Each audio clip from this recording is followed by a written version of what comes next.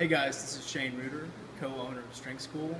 I'm going to show you how we set up reverse bands to give you a little bit of a visual to accompany the article I'm writing for KCSR's website, kcsr.com. So what I'm going to show you right now is how we set up reverse bands for the bench press. So the first way is we have our safety pin set up here in the rack about halfway down. We're going to take some bands we have from EliteFTS.com and we're going to double over this safety pin and then put them onto the bar. And so we're setting these right inside of the collar here. So the bar is going to be floating in air. What we're going to do is we'll load up 225 on the bar and we'll do a couple reps for you guys to see.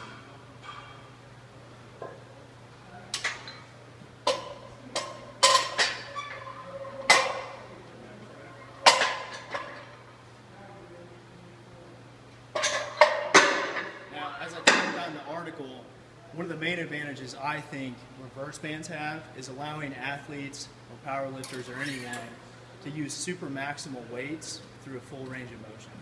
So what I mean by that is you can actually, with these bands, use a weight that you couldn't lift normally, because the bands are going to help you as you come down.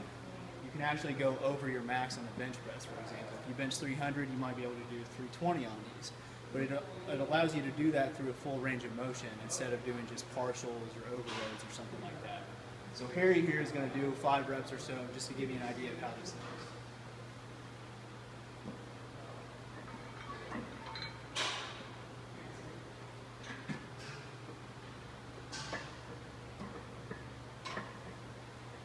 So we've set these up on our rack here to basically have no help from the band at the very top, or just a little bit. And then as Harry comes down benching, those bands are going to stretch more, they're going to help you out a little more. As you press back up, they help less, less, and less, and hopefully at the top, you're going to have almost all the weight in your hands. Now, that's one way we set it up. This is going to allow you to really overload. It's going to be a lot of band tension in the bottom. Another way you could do this to maybe go just a little over your max is to choke the bands over the top of your rack. And everyone's rack's a little different, but most are about 7 to 8 feet. So what we're going to do now is take these off, we'll choke them around the top here, and then put them back over the top.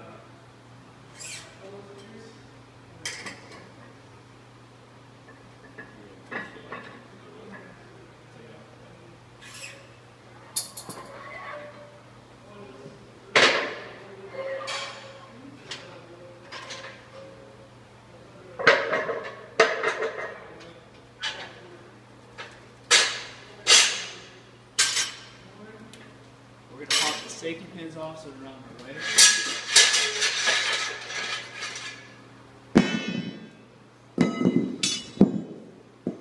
So we got those same bands. And we got nice pins here with our Rogue rack. You might not have these.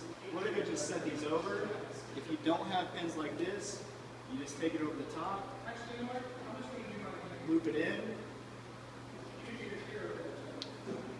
and then take the one end around the bar like that. Okay?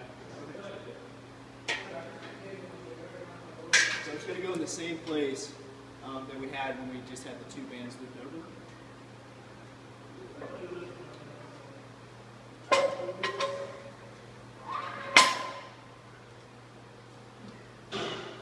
And what you want to do with the bands is set them up so that when you're pressing, the bands are coming straight up and down.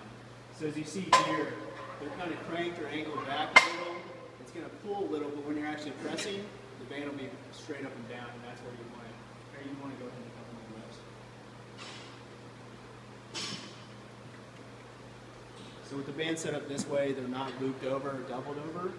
They're going to help a little less than the first version we showed you.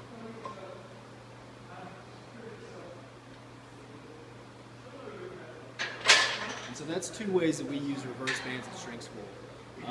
Really, you can get pretty imaginative with this, and depending on your particular rack, you'll have a little less tension or a little more tension.